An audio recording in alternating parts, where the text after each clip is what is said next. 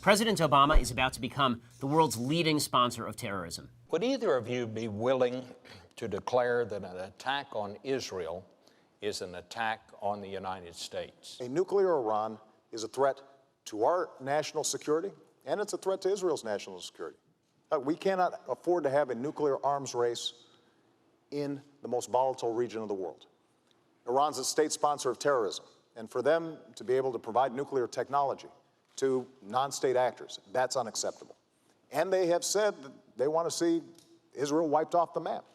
The disagreement I have with Governor Romney is that during the course of this campaign, he's often talked as if we should take premature military action. I think that would be a mistake, because when I've sent young men and women into harm's way, I always understand that that is the last resort, not the first resort. 2 minutes. There's no question but that a nuclear Iran, a nuclear-capable Iran, is unacceptable to America. It presents a threat not only to our friends, but ultimately a threat to us, to have Iran have nuclear material, nuclear weapons that could be used against us or to be threatening to us. It's also essential for us to understand what our mission is in Iran, and that is to dissuade Iran from having a nuclear weapon through peaceful and diplomatic means. And crippling sanctions are something I called for 5 years ago when I was in Israel speaking at the Herzliya conference. I laid out 7 steps. Crippling sanctions were number 1, and they do work. You're seeing it right now in the economy. It's absolutely the right thing to do to have crippling sanctions. I'd have put them in place earlier, but it's good that we have them. Number 2, something I would add today is I would tighten those sanctions. I would say that ships that carry Iranian oil can't come into our ports. I imagine the EU would agree with us as well. Not only ships couldn't, I'd say companies that are moving their oil can't, people who are trading in their oil can't. I would tighten those sanctions further. Secondly, I'd take on diplomatic isolation efforts. I'd make sure that Ahmadinejad is indicted under the Genocide Convention. His words amount to genocide incitation. I would indict him for it. I would also make sure that their diplomats are treated like the pariah they are around the world, the same way we treated the apartheid diplomats of South Africa. We need to increase pressure time and time again on Iran, because anything other than a solution to this which stops this nuclear folly of theirs is unacceptable to America. And of course, a military action is the last resort. It is something one would only consider if all of the other avenues had been tried to their full extent. Let me ask both of you. As you know, there are reports that Iran and the United States, as part of an international group, have agreed in principle to talks about Iran's nuclear program. What is the deal, if there are such talks? What is the deal that you would accept, Mr. President? Well, first of all, those are reports in the newspaper. They are not true. One of the challenges we've had with Iran is that they have looked at this administration and felt that the administration was not as strong as it needed to be. I think they saw weakness where they had expected to find American strength. And then the president began what I've called an apology tour of going to various nations in the Middle East and criticizing America. I think they looked at that and saw weakness. Then when there were dissidents in the streets of Tehran, a green revolution, holding signs saying, "Is America with us?" the president was silent. I think they noticed that as well. And I think that when the president said he was going to create daylight between ourselves and Israel, that they noticed that as well. All of these things suggested, I think, to the Iranian mullahs that, hey, we can keep on pushing along here. We can keep talks going on, but we're just going to keep on spinning centrifuges. Now there are some 10,000 centrifuges spinning uranium, preparing to create a nuclear threat to the United States and to the world. That's unacceptable for us, and it's essential for a president to show strength from the very beginning, to make it very clear what is acceptable and not acceptable. And an Iranian nuclear program is not acceptable to us. They must not develop nuclear capability. And the way to make sure they understand that is by having, from the very beginning, the tightest sanctions possible. They need to be tightened. Our diplomatic isolation needs to be tougher. We need to indict Ahmadinejad. We need to put the pressure on them as hard as we possibly can. Because if we do that, we won't have to take the military action. Bob, let me just respond. Nothing Governor Romney just said is true. We're 4 years closer to a nuclear Iran. We're 4 years closer to a nuclear Iran. And we should not have wasted these 4 years to the extent they've continued to be able to spin these centrifuges and get that much closer. That's number one. Number two, Mr. President, the reason I call it an apology tour is because you went to the Middle East and you flew to Egypt and to Saudi Arabia and to Turkey and Iraq. And by the way, you skipped Israel, our closest friend in the region. But you went to the other nations. And by the way, they noticed that you skipped Israel. And then in those nations, and on Arabic TV, you said that America had been dismissive and derisive. You said that on occasion, America had dictated to other nations. Mr. President, America has not dictated to other nations. We have freed other nations from dictators. 5 Americans being held in Iran are one step closer to being set free. The U.S. struck a deal with Iran to swap 5 Iranian prisoners with the Americans. The U.S. also agreed to unfreeze $6 billion of Iranian funds. Now, the arrangement has been in the works for a month, but Secretary of State Antony Blinken officially signed off on it last week. Meanwhile, Congress was only notified yesterday on the 22nd anniversary of 9/11. This, according to the AP. Critics balked at the brokered deal. Republican Senator Joni Ernst posted her reaction on X, writing, quote, "This will only green light Iran's illicit actions and encourage further hostage diplomacy. Biden's failed strategy of appeasement must end." And you then have to admit nobody's hands are clean. Nobody's hands are clean. Nobody's hands are clean. When you heard Netanyahu's big speech last night showing off tens of thousands of top-secret Iranian nuclear weapons files stolen by Mossad agents, he wasn't clear then about how exactly the spy operation went down. You may have reasonably thought, well, maybe Israeli spies stole the data with a flash drive that was plugged into the right computer. Or maybe it was cyber hacking and the files were downloaded and printed, here in Israel. Maybe it wasn't as dramatic as, Israeli spies literally breaking into a safe in Tehran and walking out with a half-ton worth of documents. But that is exactly what happened. So first, let's talk about how this came about, and then we'll talk about why you think it matters. You had Secretary Mattis say that this deal was done in 2015, anticipating that Iran would try to be trying to cheat still. Michael Hayden, whom you know, the former head of the CIA and the NSA, says he didn't learn anything new. Even the U.S. statement from the White House changed from has to had. We knew this already. Well, I think no one had better intelligence on Iran than Israel. And when we got this trove of 100,000 documents, we learned so many things that we didn't know. We're still learning them. We needed to translate it from Farsi, all these documents, all these simulations, all this data, all this testing, everything, all these sites. We've learned an enormous amount about Iran's secret nuclear program. Now, you may well know that Iran's leaders repeatedly denied ever pursuing nuclear weapons. You can listen to Iran's Supreme Leader, Ali Khamenei. I stress that the Islamic Republic has never been after nuclear weapons. Nuclear weapons and other weapons of mass destruction have no place in Iran's security and defense doctrine. We don't have any program to develop nuclear weapons. Anyway, we consider nuclear weapons both irrational as well as immoral.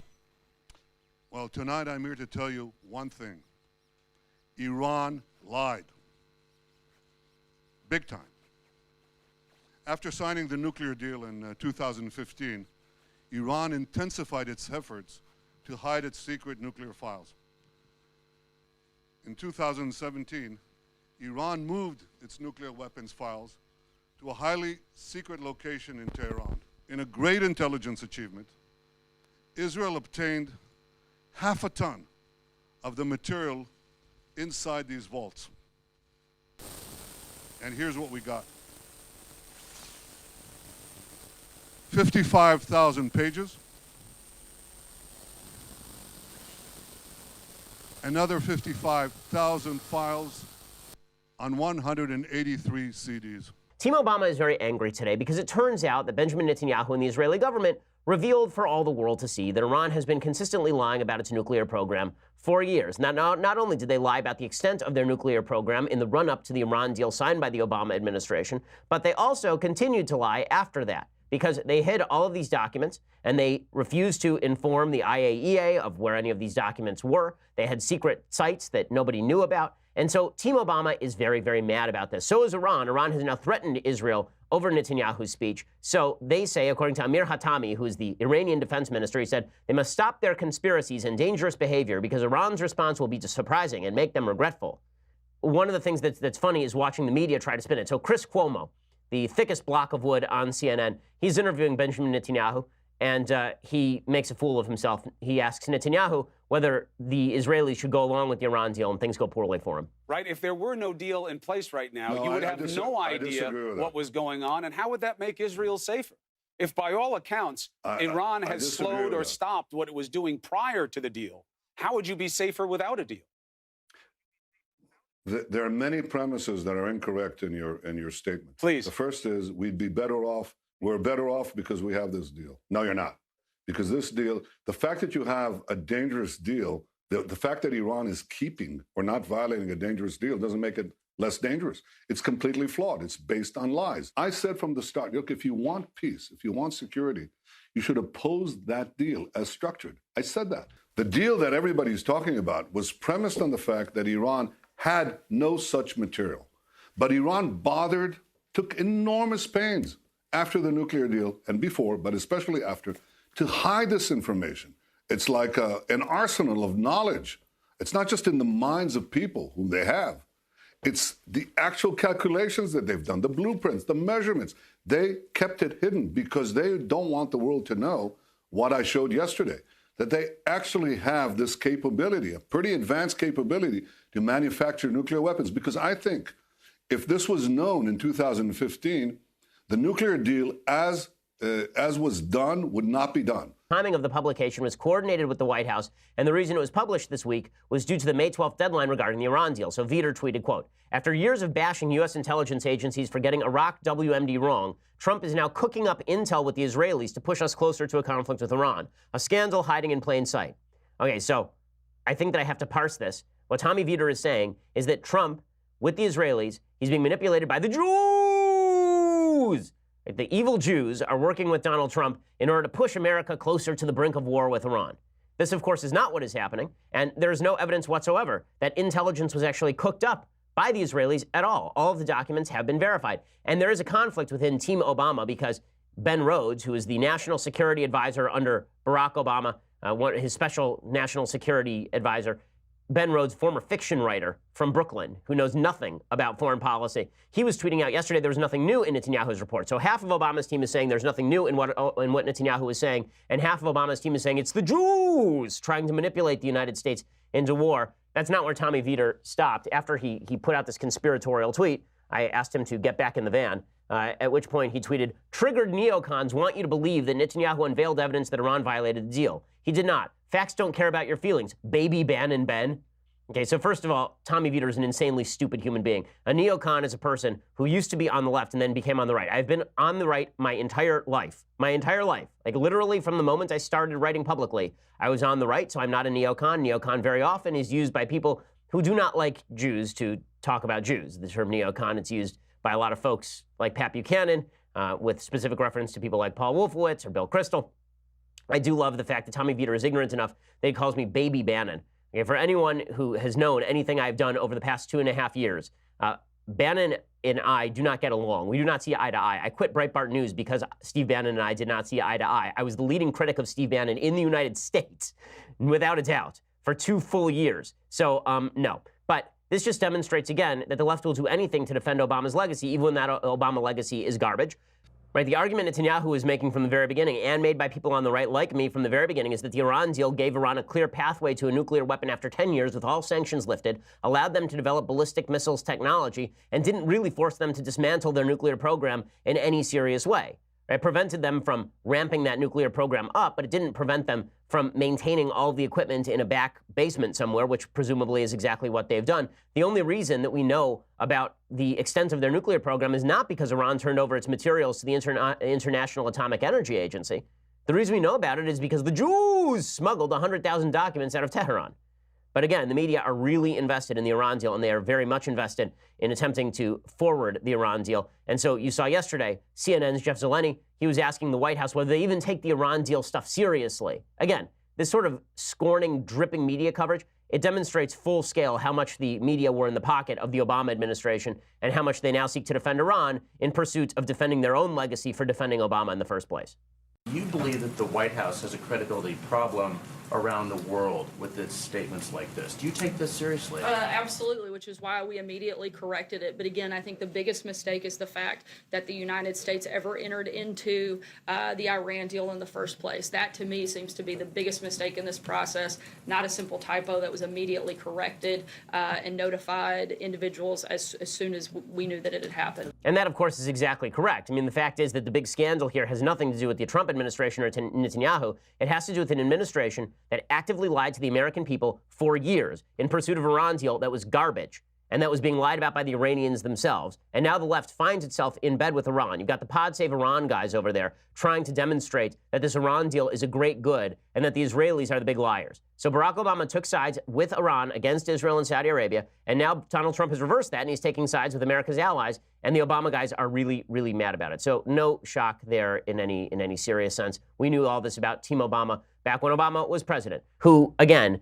instead of trading 5 terrorists for a traitor, just captured 5 terrorists along with the Iraqis and the Syrians and freed 3 Americans. So well done, President Trump. Meanwhile, the president is doing the right thing in the Middle East as well. Iran had attacked Israel with a bunch of missiles, a bunch of rockets from Syria into the Golan Heights. The Golan Heights is a portion of Israel that was captured originally from Syria during the 1973 war, I believe, was the Golan Heights.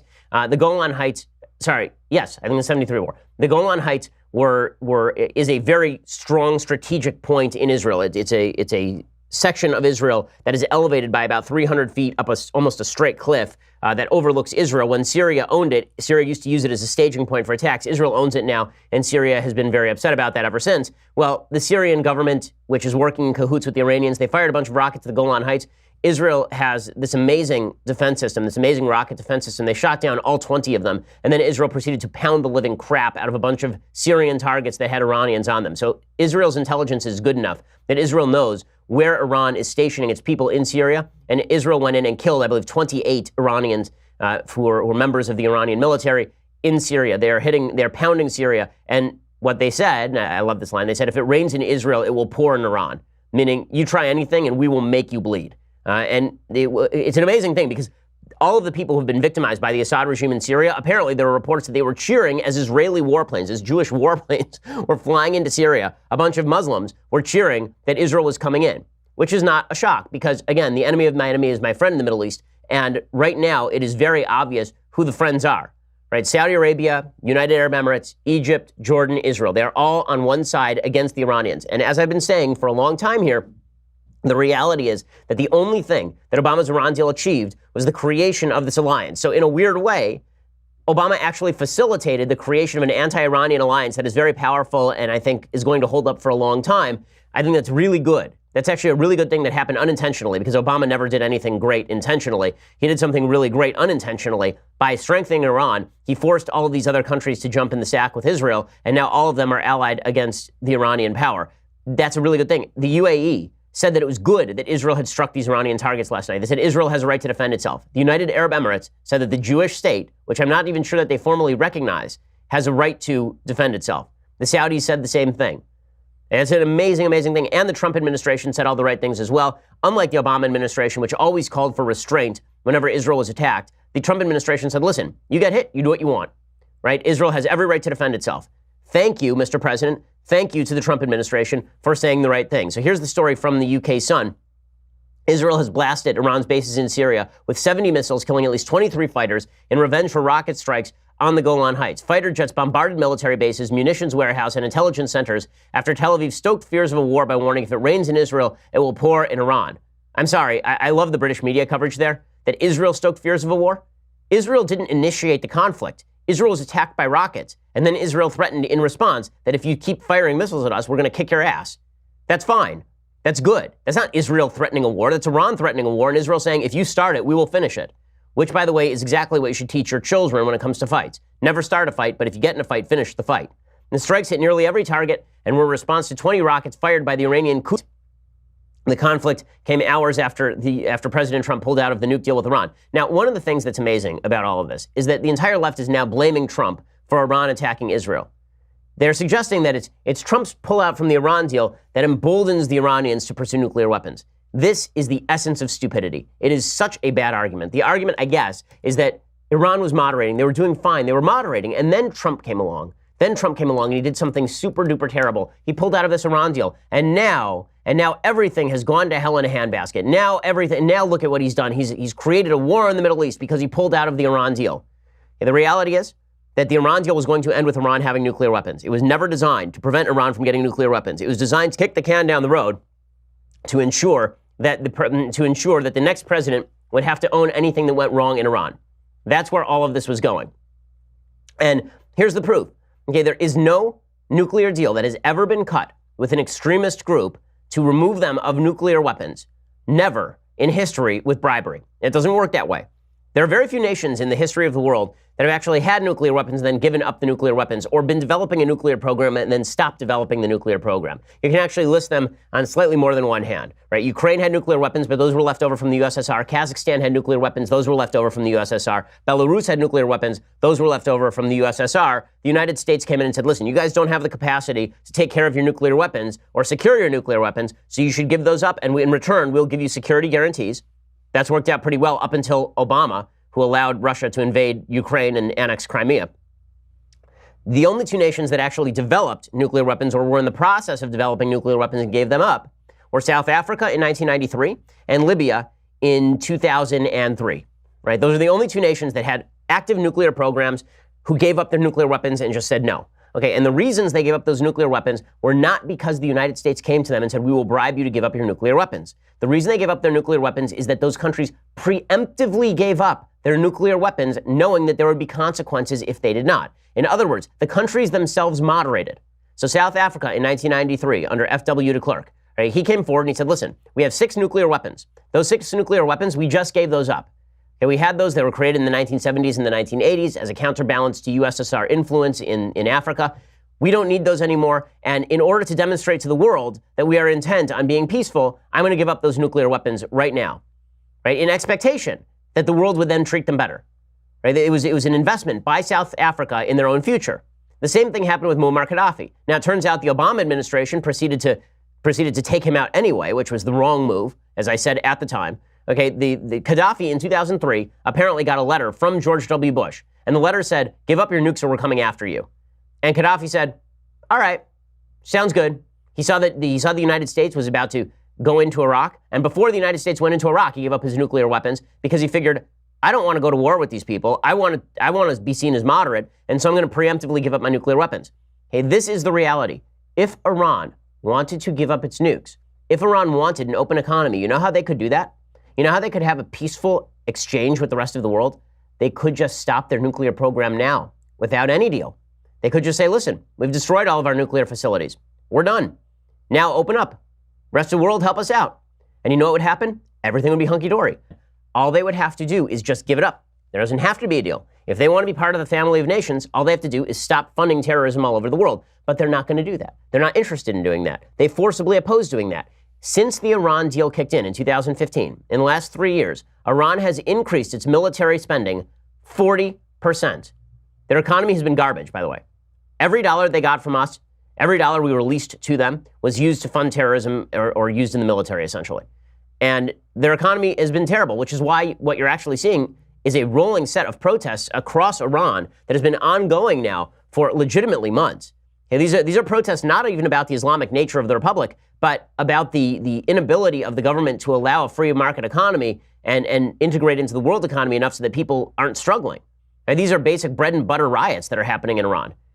Now, how does all of this get solved? In the end, the truth is the only thing that's going to solve the Iranian problem is going to be a regime change. That regime change does not necessarily have to be pushed by the outside. It doesn't have to be a situation where the United States comes in and topples the Iranian mullahs, right? We don't have to go to war with Iran in order to effectuate this. There are groups within Iran that we ought to be fostering. And beyond that, I'm sure that we could probably find a general inside the Iranian Revolutionary Guard who would be willing to overthrow the Shahs, overthrow the mullahs, rather. And that's probably what's going to have to happen here, because realistically speaking, the Iranian military was purged of all of its moderates years and years and years ago. And if there were to be some sort of uprising, the Iranian military would just, as the tool of the mullahs, start shooting people in the streets. So what you really need is an interior military coup by someone who figures that the mullahs are going to get us all killed, and we need to get rid of those mullahs, and we need to install a puppet dictatorship, basically. Right? The same way that it happened in Egypt. Right? In Egypt, there was the revolution in Egypt, and Mubarak was replaced with Mohammed Morsi, who was a member of the Muslim Brotherhood, and then that degraded back into essentially a benevolent dictatorship under al-Sisi, who's been an ally to the West, and is very much like Mubarak, except more so. Right? He's openly allied with Israel at this point, who's been very warm toward the United States. Barack Obama tried actively to alienate him because he thought for some reason that the Iranians were going to be better allies than the Egyptians, which is just insane. But it is very obvious at this point that Iran has no interest in anything beyond war. Now, here's what the files included: incriminating documents, incriminating charts, incriminating presentations, incriminating blueprints, incriminating photos, incriminating videos, and more. We've shared this material with the United States, and the United States can vouch for its authenticity. We will also share it with other countries, and we'll share it with the International Atomic Energy Agency. So let me tell you the history of this material. We've known for years that Iran had a secret nuclear weapons program called Project Ahmad. We can now prove that Project Ahmad was a comprehensive program to design, build, and test nuclear weapons.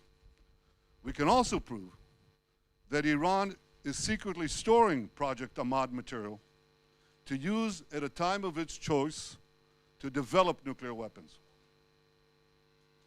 Here's what Project Ahmad's explicit goal was: creating nuclear weapons. This is an original Iranian presentation from these files.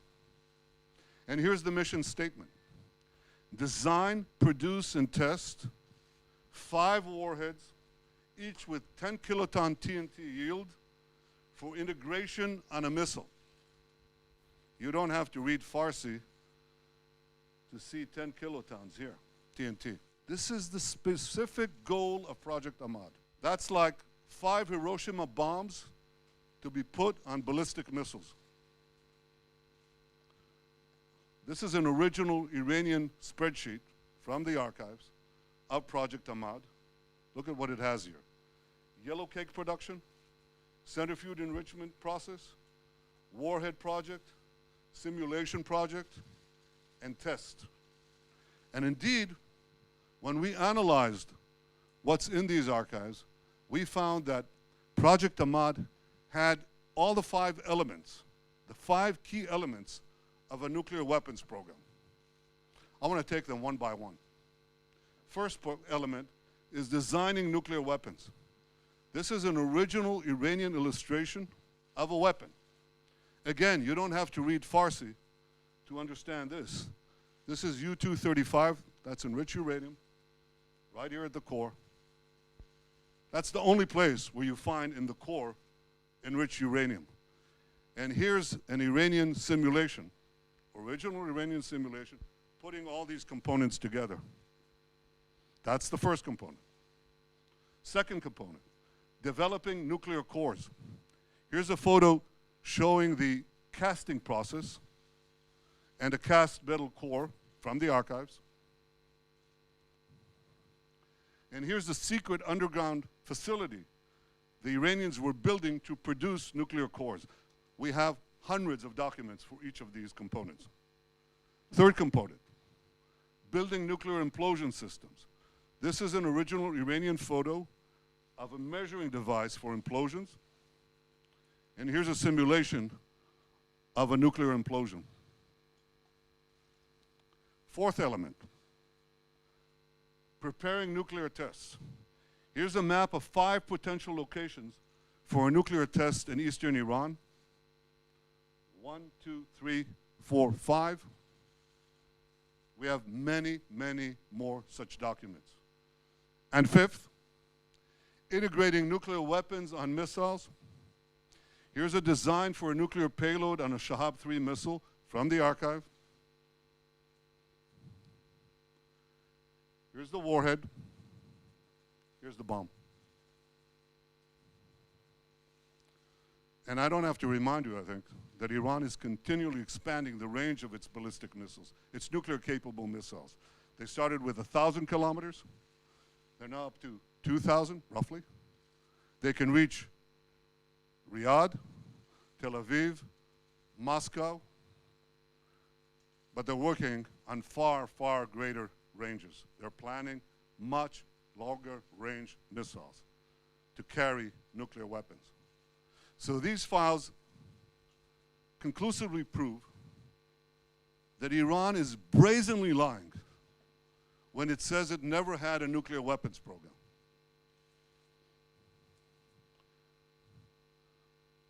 The files prove that. But here's what happened next. Iran was faced with mounting pressure in 2003. You remember that. That was following the Gulf War. So it was forced to shelve Project Ahmad. But it didn't shelve its nuclear ambitions. So Iran devised a plan to do two things. First, to preserve the nuclear know-how from Project Ahmad. And second, to further develop its nuclear weapons-related capabilities. That plan came directly from Iran's top leadership. Here's another document from the archive. This is following the new directive of Iran's Minister of Defense, Mr. Shamkhani.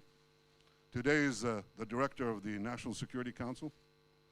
Following the new directive of Iran's Minister of Defense, the work would be split into two parts, covert and overt. A key part of the plan was to form new organizations to continue the work. This is how Dr. Mohsen Fakhrizadeh, head of Project Ahmad, put it. Remember that name, Fakhrizadeh. So here's his directive. It's right here. And he says, the general aim is to announce the closure of Project Ahmad, but then he adds, special activities, you know what that is, special activities will be carried out under the title of scientific know-how developments. And in fact, this is exactly what Iran proceeded to do. It continued this work in a series of organizations over the years. And today, in 2010, 2018, this work is carried out by Sapand. That's an organization inside Iran's defense ministry. And you will not be surprised to hear that Sapand is led by the same person who led Project Ahmad, Dr. Fakhrizadeh, and also, not coincidentally, many of Sapand's key personnel worked under Fakhrizadeh on Project Ahmad. So this atomic archive clearly shows that Iran planned at the highest levels to continue work related to nuclear weapons under different guises and using the same personnel.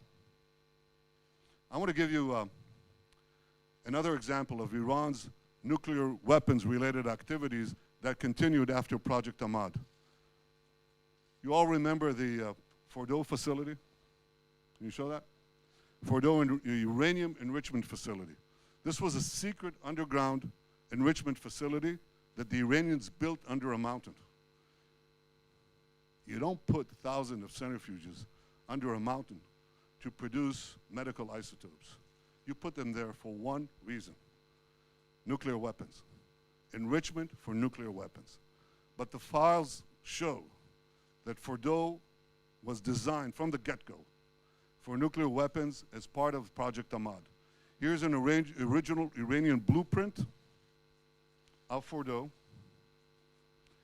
And what happened was that Iran continued to build Fordow years, secretly build it, years after Project Ahmad ended.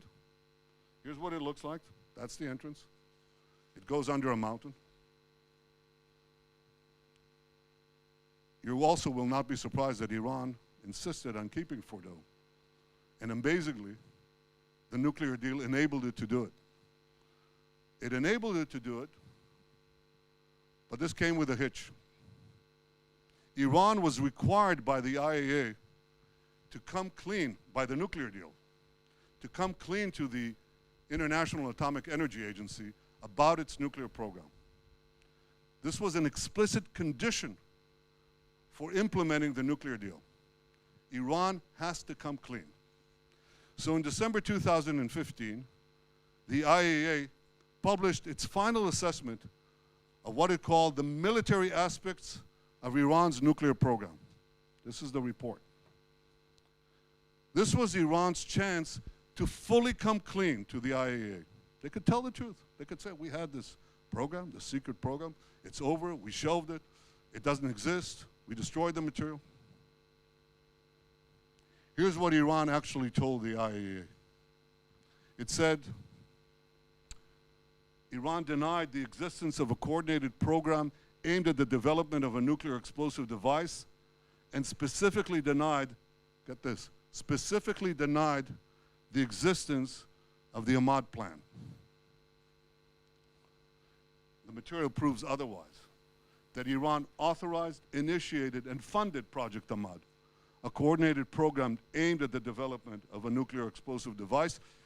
Here's another document from the archive. This is a master plan of Project Ahmad. Iran said to the IAEA,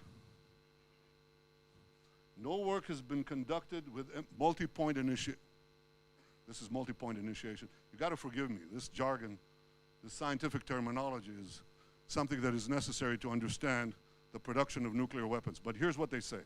No work has been conducted with MPI technology in hemispherical geometry. But again, the archive shows that this is a complete fabrication.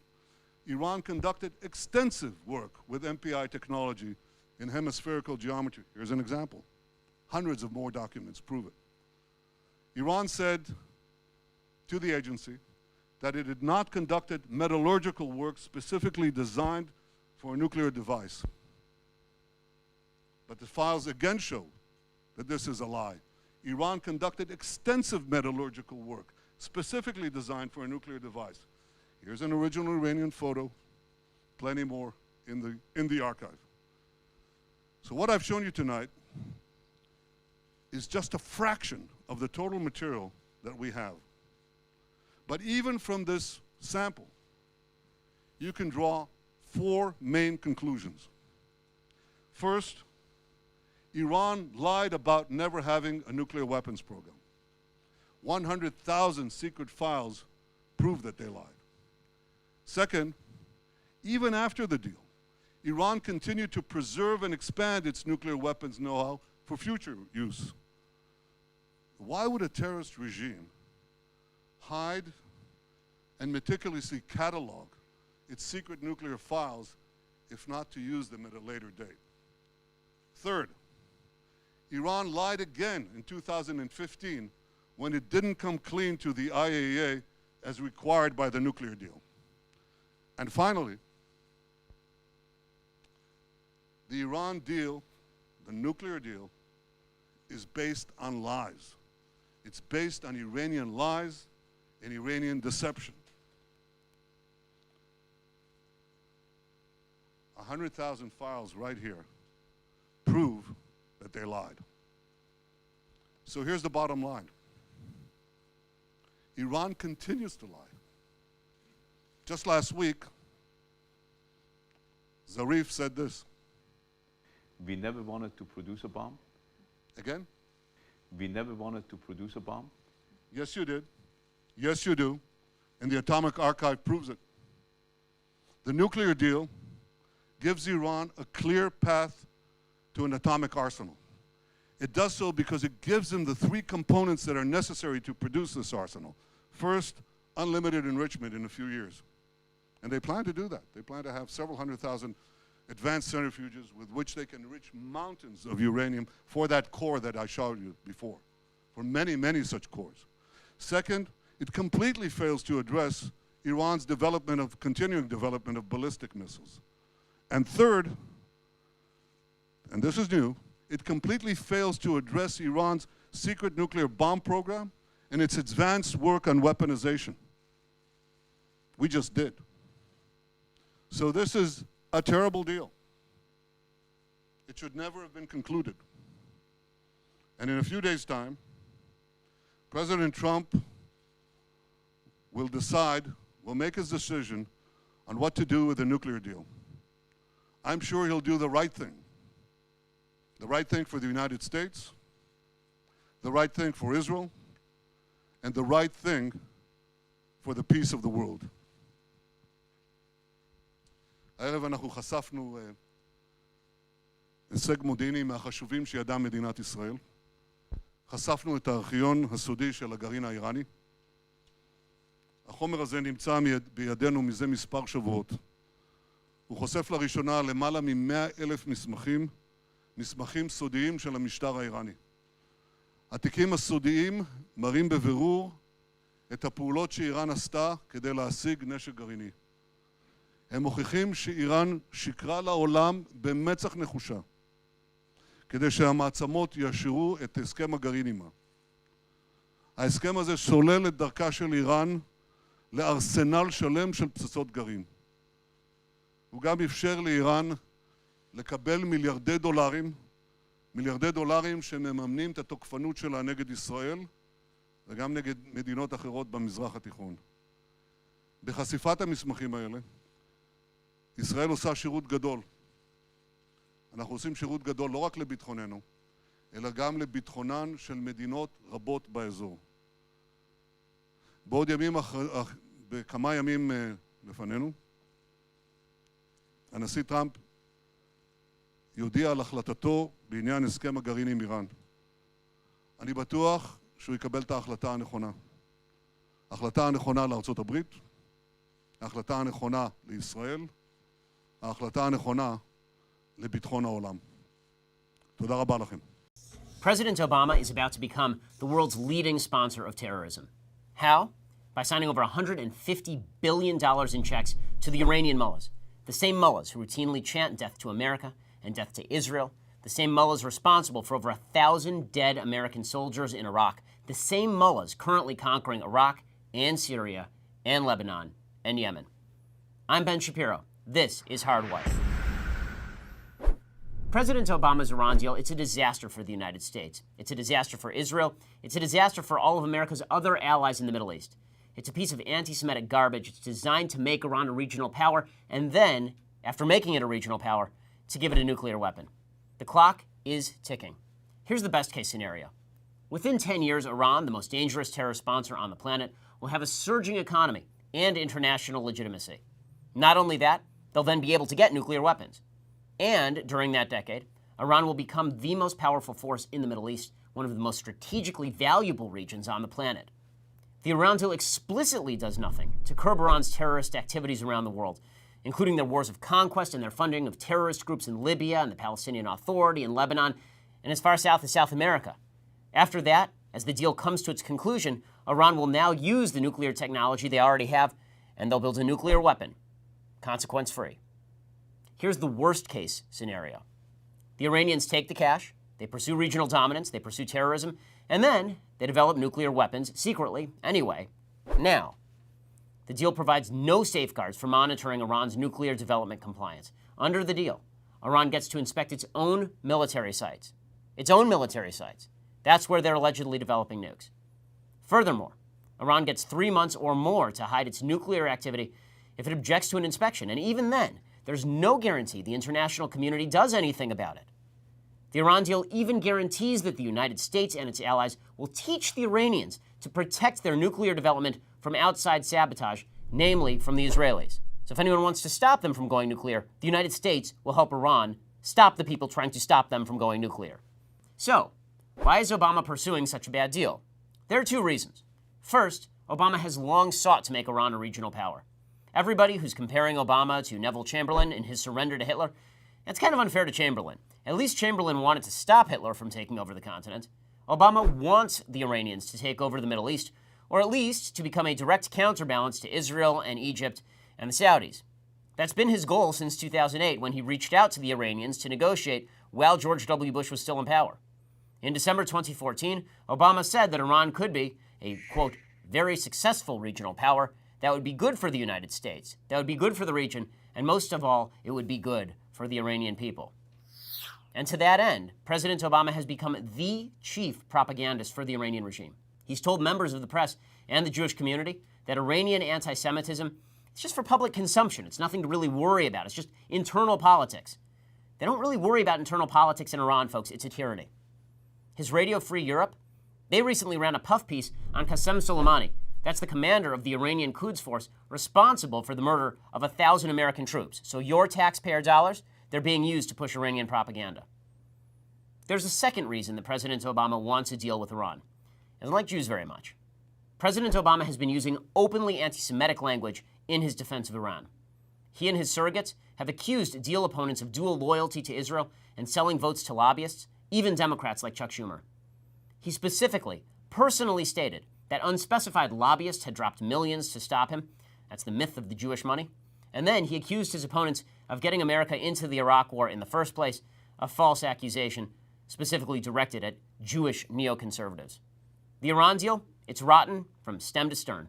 It threatens America's allies in the region, and since Iran can develop long-range missiles in a few years under the deal, it threatens Europe and the United States directly. Unfortunately, Democrats have been lining up behind President Obama instead of standing on principle. And cowardly Republicans paved the way for Obama's deal by passing a bill requiring 2/3 Senate majority to stop the deal instead of relying on the constitutional treaty power that would have allowed that deal to be stopped with just 1/3 of senators. It's not too late, though, if we act now.